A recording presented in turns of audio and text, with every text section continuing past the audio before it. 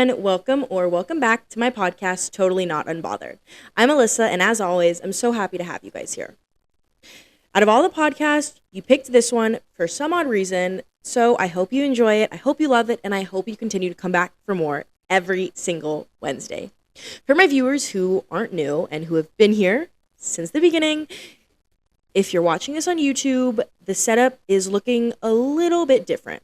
As I mentioned last week, I'm on the East Coast. I am in a new house, a new setup, just for this week. I am going back to Arizona next week, so do not fret. Do not get comfortable with this place. But yes, I am not on my regular couch, clearly. I am not with my regular dog. So yes, everything is a bit new, but we're going to take it and we're going to roll with it, and we're still going to make this episode amazing and fantastic, and we're going to love it. And as always, before we get started and jump on into this thing, we're going to run through my weekly recap. So, the past week, I obviously spent majority of it in New Hampshire. That's where I'm at. I flew out on Thursday, which is why I flew out Thursday, which is why I did not do a Totally Not Unbothered Thursday, because Thursday was a bit chaotic. It was a bit hectic. I wasn't a fan of Thursday. I flew out of Phoenix to Philadelphia. I had a layover in Philadelphia for about 45 minutes. However, my flight from leaving Phoenix was like an hour and a half late. So, I had like 5 minutes to make it to my gate to get to New Hampshire. And you know what? I thought I could do it. I thought I was going to be successful. Mind you, I landed in gate B and I had to get to gate F. I landed in terminal B, had to get to terminal F. It was a 15-minute walk and I started sprinting.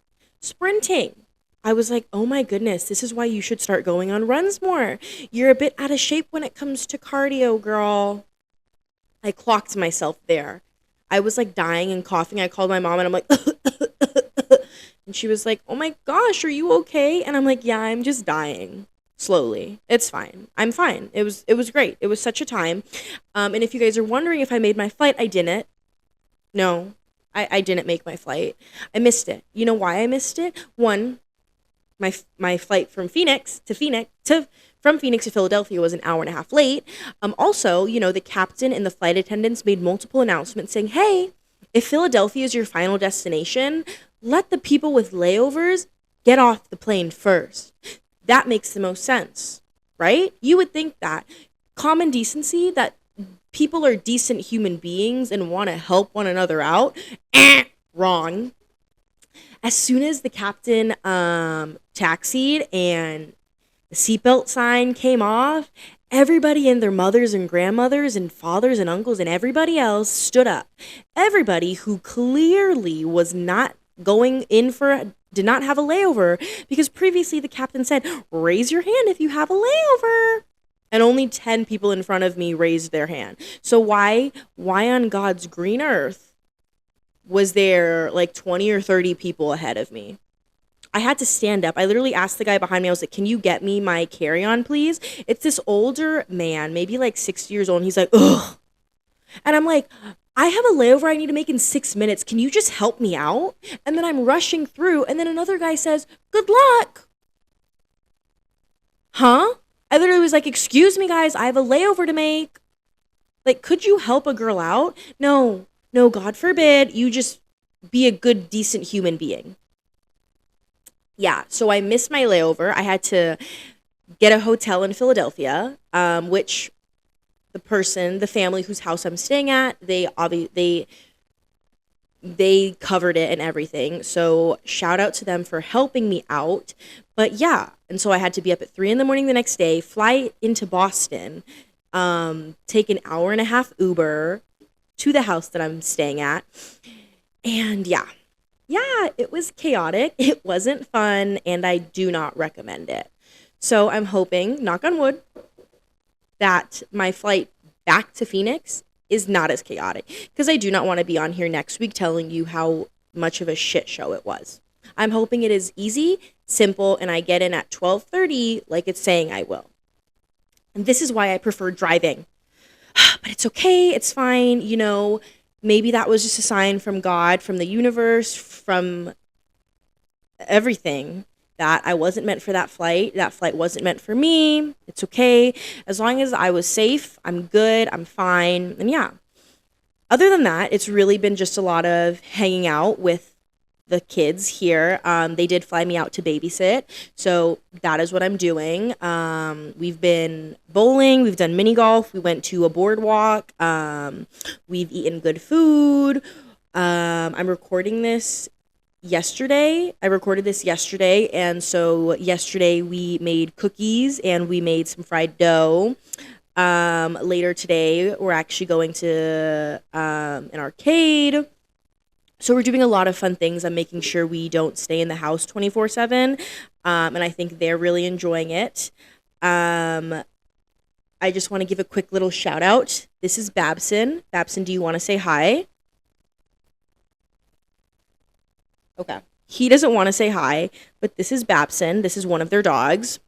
And then they also have another dog, Fenway. He's laying down by the stairs. He got a bit scared by the camera because I keep my camera in autofocus when I record a podcast. Because I do audio on my phone and then video on my camera, so you can't hear the focusing, but you can hear it, obviously. You can't hear the focusing on video, but you can hear it, obviously, in person. And Fenway kept hearing it focus and unfocus, and I think that spooked him a little bit.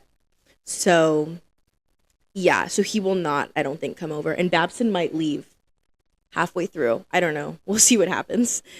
But yeah, so that has been my week so far. I hope you guys had an amazing week. I hope you guys are just having an amazing week, a great Wednesday. And yeah, without further ado, let's get into episode 7. We're going to be talking about failure and how, in my opinion, it's the real stepping stone to success. As always, take everything I say with a grain of salt. Listen to me, don't listen to me. It is what it is. I'm going to yap about this, and yeah. So, to start things off, I want to clarify that, in my opinion, failing is never the end. Failing is only just the beginning. So let's get into it. Action. Okay. So, why this episode, you may be thinking, and I'm going to be honest with you guys. I don't know. I saw it on my board of episode ideas, and this one spoke to me the most. And you guys know that if an episode does not speak to me, I will not feel passionate about it, and I will not feel like I want to talk about it. I originally was going to be doing You Deserve to Take Up Space, and don't get me wrong, you do. But I just couldn't feel that one. That one wasn't calling my name. And so when I looked through them again, I looked at the picture that my friend sent me. This one was like, Alyssa. And trust me, failure is something I know. I'm so nervous that it's not gonna record on my phone. I always get stressed out. Anyways, yeah. So,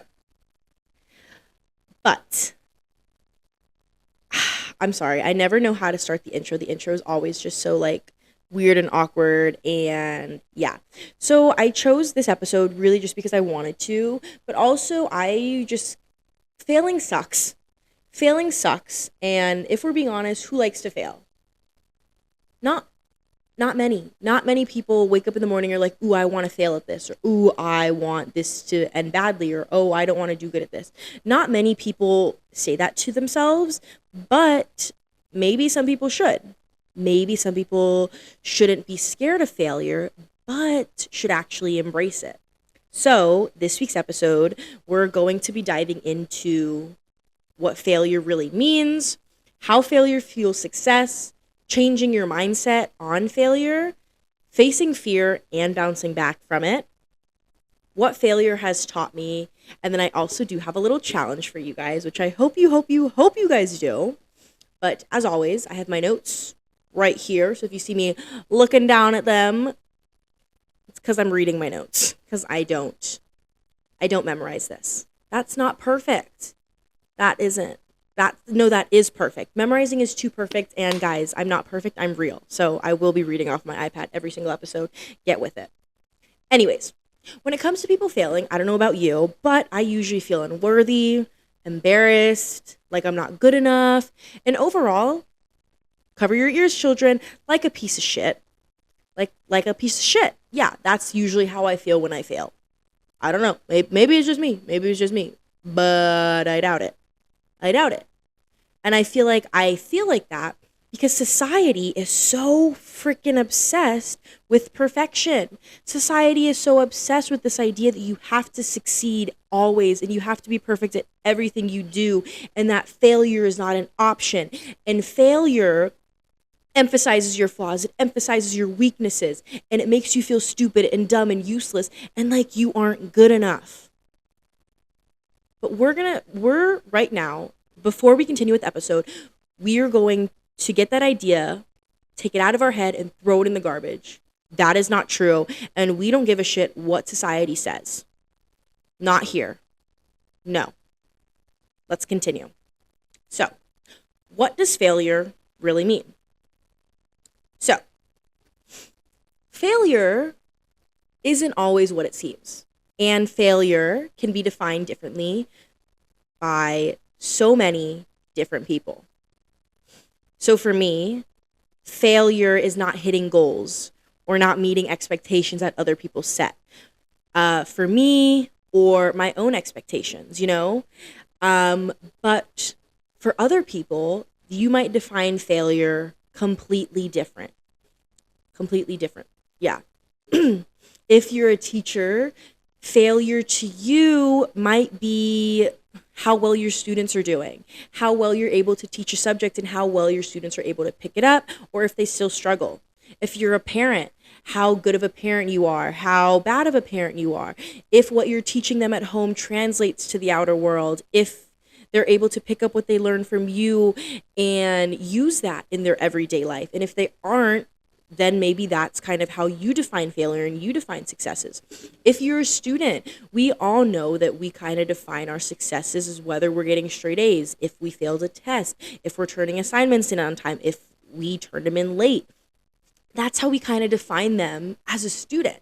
So these ideas of failure and these definitions of failure can definitely vary person to person, and no definition is wrong or right. Everybody's definition is going to be different depending on their life and depending on their own circumstances. Whew, okay, that was a lot. That was a lot. Okay. Oh my God, that was a heavy breathe from Babson. That might have picked up on the mic. I don't know. Anyways, so when it comes to failure, I want to clarify that there is a difference between failing and a difference between not achieving a goal yet.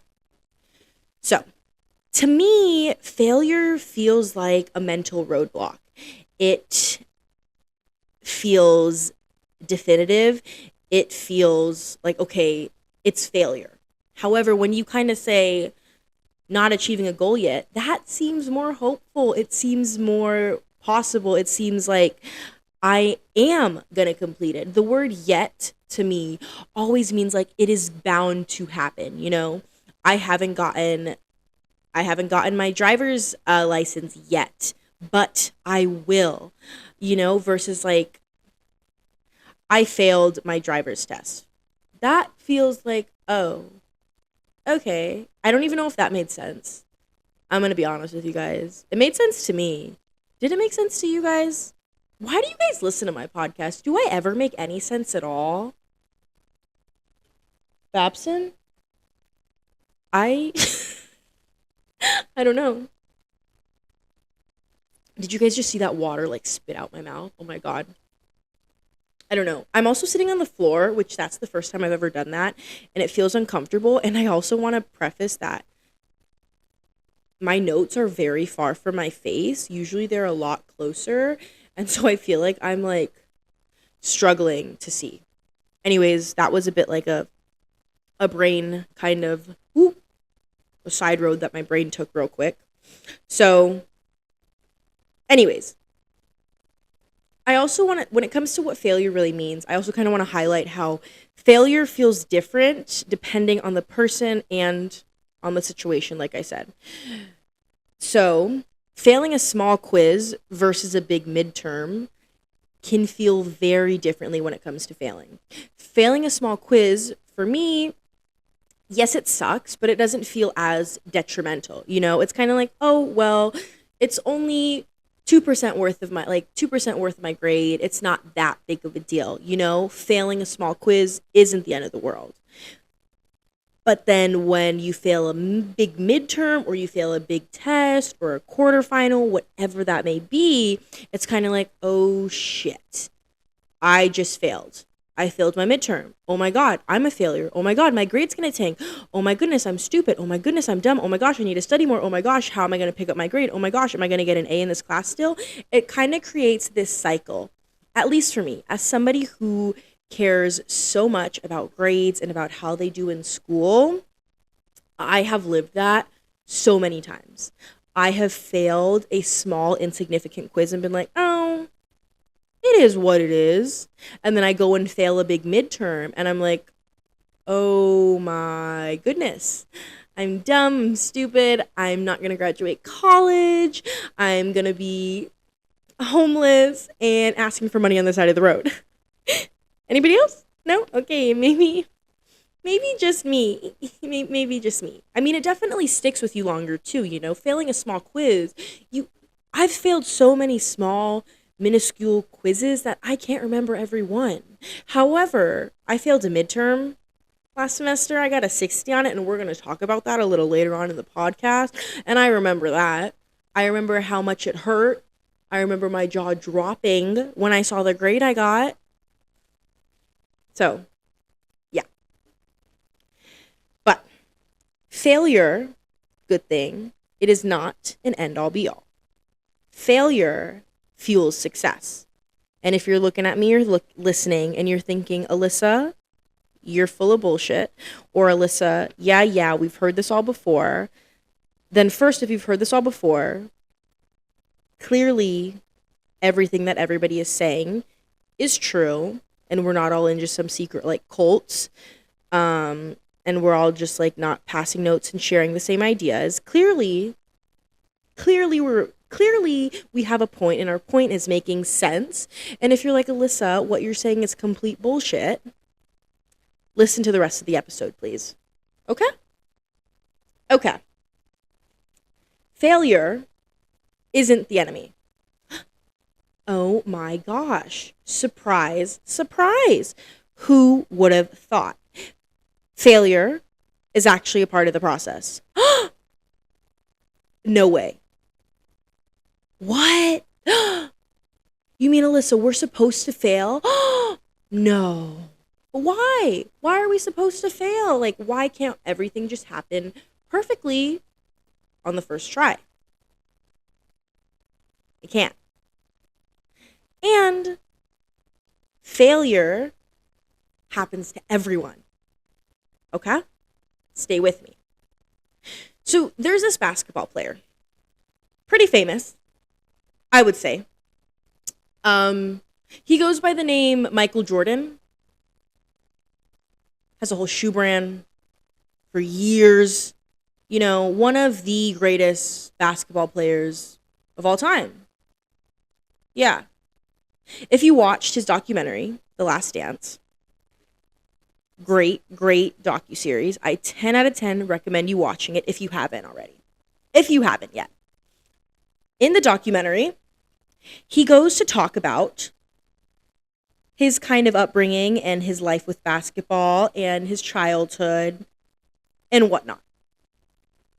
If you didn't know this, I'm going to share a fact with you. Did you know, sophomore year of high school, Michael Jordan did not make the varsity basketball team at his high school? Did you know that? Did you know that? He didn't. He got put on JV. Crazy. The Michael Jordan. The GOAT. The one who changed, who had a fundamental part in changing the game of basketball as we know it. The one who's known for his flu game, for the role he played in the Olympics, the dream team, all of that. He didn't make his varsity basketball team in high school. Now, the Michael Jordan I just explained to you, the Michael Jordan we all know, the Michael Jordan who's in the Hall of Fame, the Michael Jordan. Imagine if that failure, if that incident led him to stop playing basketball. If he let that failure define him. If he let that failure define who he was as an athlete, as a person, let it define his work ethic, his skill. Imagine that. We wouldn't have Air Jordans. We wouldn't have shoes. We wouldn't know about him. We wouldn't have the level of commitment, the level of game, the level of skill that we know and that athletes strive after. We wouldn't have any of that. No, instead, Michael Jordan didn't make his varsity high school basketball team. And that season, and that year, he worked his ass off. He worked harder than anybody else to become better, to become great. And then when junior year came around, yeah, he made it. Can you believe that? Can you believe that? Can you believe that Michael Jordan actually didn't make his varsity team when he tried out for it? Crazy. I don't think he made it his freshman year either, clearly. That just goes to show failure, one, is not the enemy. It's a part of the process. It pushes you. It fuels you. He used that, and now look who he is. Now look at the lifestyle he has, the lives he's affected, changed, the person he's become. Look at that. All because he failed. He failed. He wasn't perfect. He was anything but. But instead of letting his failure define him and define his skills and abilities, he used it and took that as a chance to grow. Said, hey, this doesn't define me. This is actually beneficial in helping me succeed and be better. And that is by far not the only famous or successful person who has failed. Yeah. You know, some inventors, don't even go to college. Some famous people don't even go to college, or they drop out and they still end up being, successful.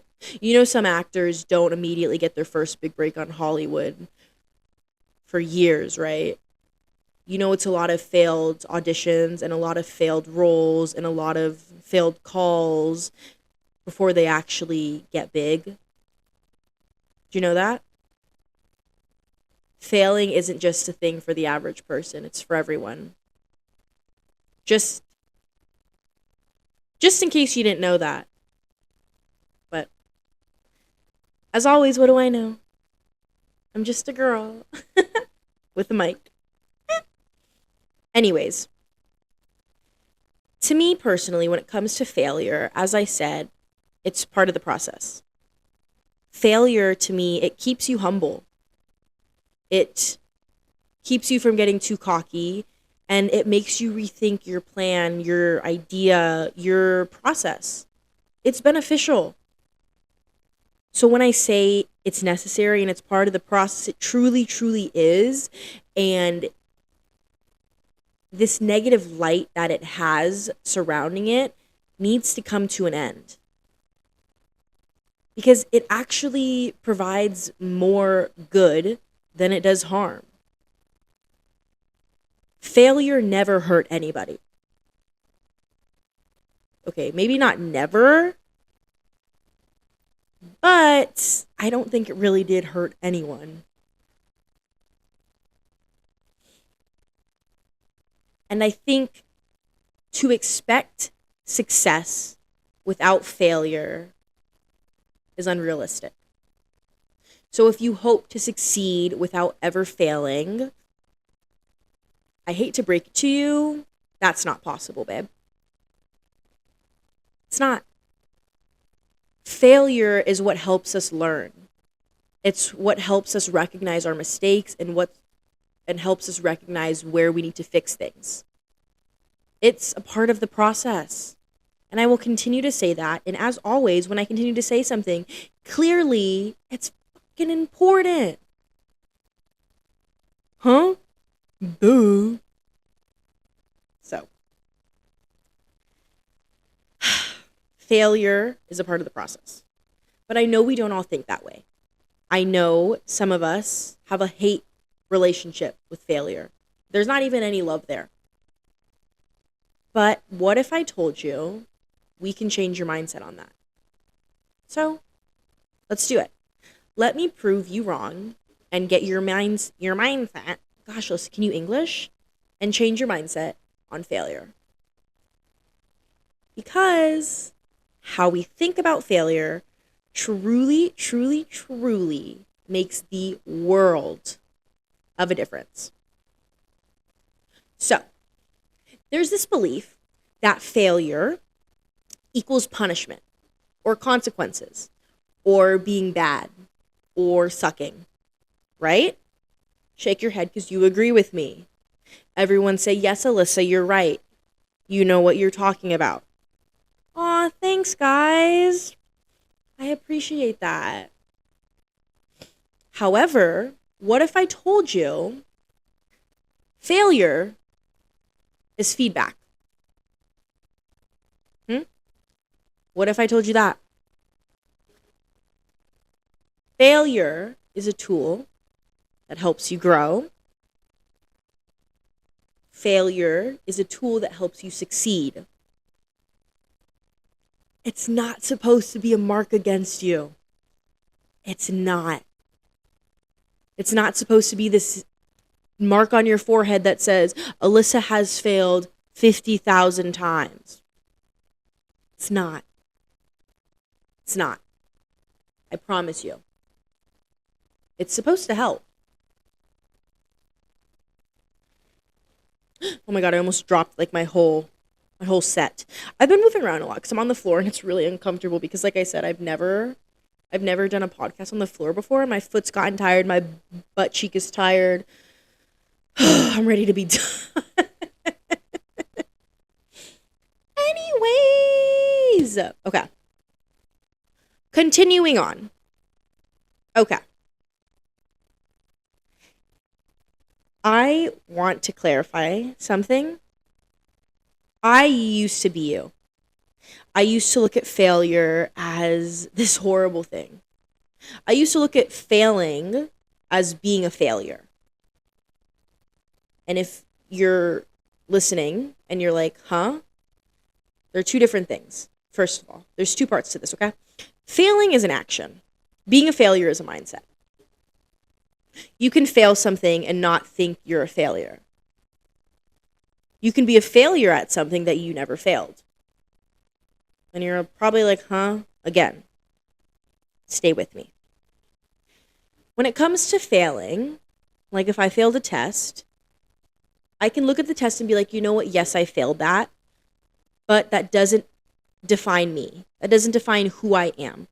I know to try harder next time. I can also fail a test and say, wow, I am such a failure.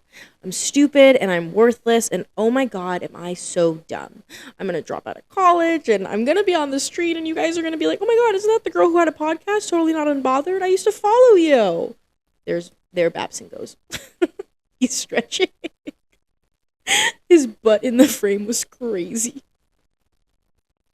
I'm sorry, you just see like the tail. Oh. So, yes, that is the difference. And it took me a while to get this. It did.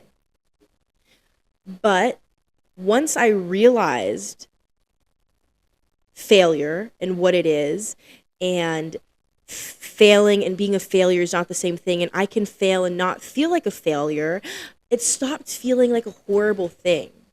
Failure didn't seem so bad. I'm not saying I was like, oh my God, yay, I can't wait to fail. Obviously not. But it stopped feeling so scary and started feeling more beneficial. It started to feel like something that was going to help and benefit my life versus something that was going to take away. Does that make sense? Who am I kidding? Of course it makes sense. So, unfortunately, that isn't always the case with everybody. Some people have a harder time when it comes to failing. You create this fear, and you have this fear that once you failed once, you're going to fail again and again and again and again. So how do we face that fear, and how do we come back from it? So I kind of want to dig into, why are we so scared? Why are we so scared to try again after failing? The fear of failing, like I mentioned before, of being a failure, that can come from the constant failing. It traps people in that mindset that I'm a failure, and it's hard to get out of that mindset once you're in there. But I want to share another story with you. So there was this man, this inventor. There was this inventor. He had thousands of unsuccessful inventions.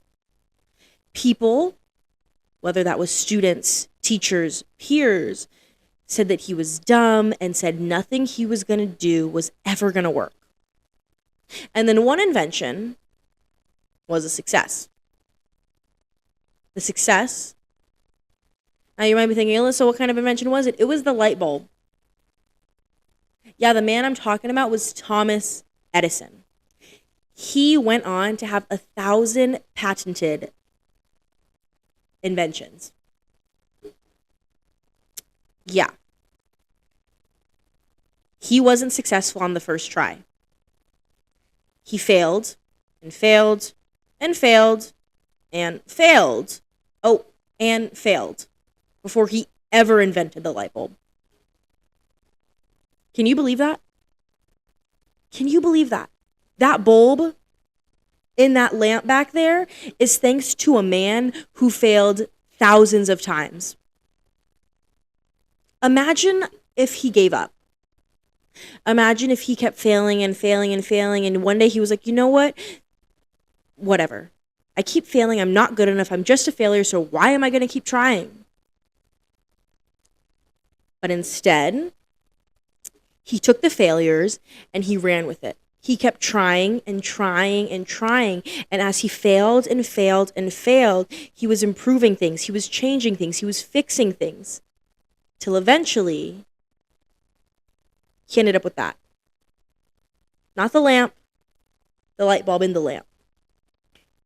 And then eventually, he ended up with thousands of other patented inventions. Crazy. Same with Michael Jordan. I told you, they are not the only famous, successful people who failed before succeeding. And okay, I know you're probably thinking, okay, Alyssa, but I don't have $1 million idea. I'm not the next Hall of Famer. I'm not. Neither am I. But that doesn't matter. It doesn't matter. It doesn't matter. Because failure is a guarantee for everybody. Continuing to try is something that everyone should do, not just the elite, not just the ones who are going to make it far. Because guess what? You don't know how far you're going to make it until you try. You think every one of these episodes is successful? No, they're not. My first video, I was in the 300s. My views were in the 300s. Now I'm in like the 20s. That's not the biggest success. But if I stopped, who knows where I would end up? Who knows what I can accomplish? So that's why I'm trying. I'm continuing to try and try and try. And I'm able to continue to do that because I'm able to see the success I've had. And sometimes that's all it takes. In order to build resilience and to build this resilient mindset, sometimes you need to look back on the times you've succeeded and also just give yourself grace. Sorry, I think somebody just got back. I don't know. I can't really hear with the headset on, so. Oh, well. It's also important to always recognize that failing is okay. It's part of the journey. And you're never not going to fail.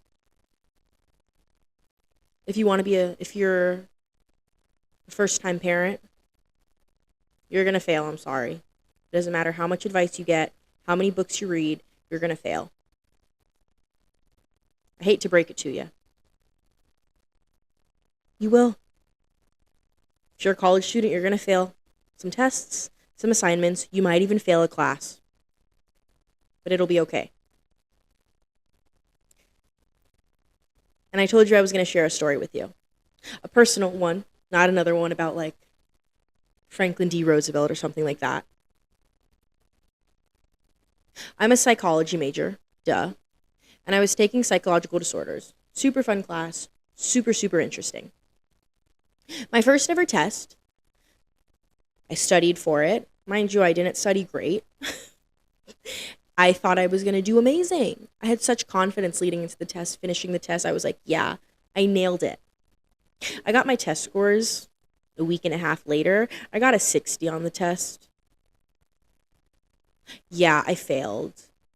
That was I think one of like my first ever tests in college that I failed in a while. I felt stupid and I felt dumb and an idiot for failing.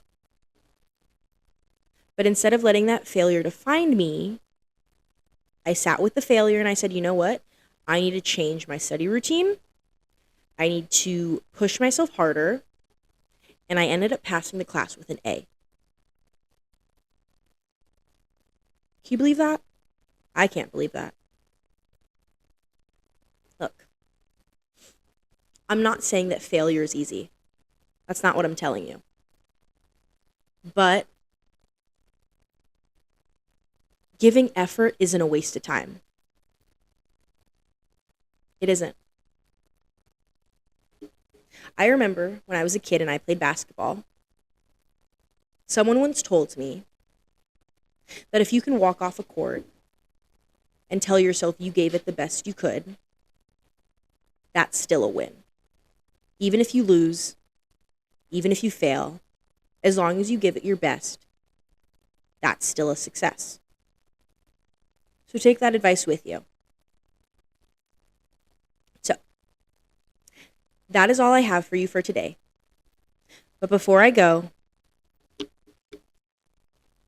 I want to give you something I wish past Alyssa could listen to, and I wish past Alyssa knew.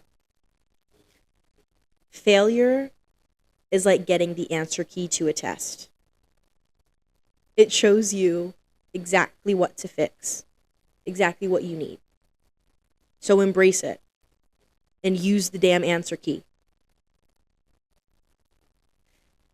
And I said I have a challenge for you guys. I want you to try something you've been putting off this week. Whether that's cleaning, reading, working out, I want you to just try. And even if it doesn't go perfectly, I'm so, so, so proud of you for showing up and trying. So, without further ado, that's all that I have today. I love you guys, and I cannot wait to see you guys next week. I'll be back in Arizona in the hot, hot, hot weather. But until then, I love you. Get some rest, drink your water, and as always, do something that makes you happy. And I will catch you in the next one. Later, skaters.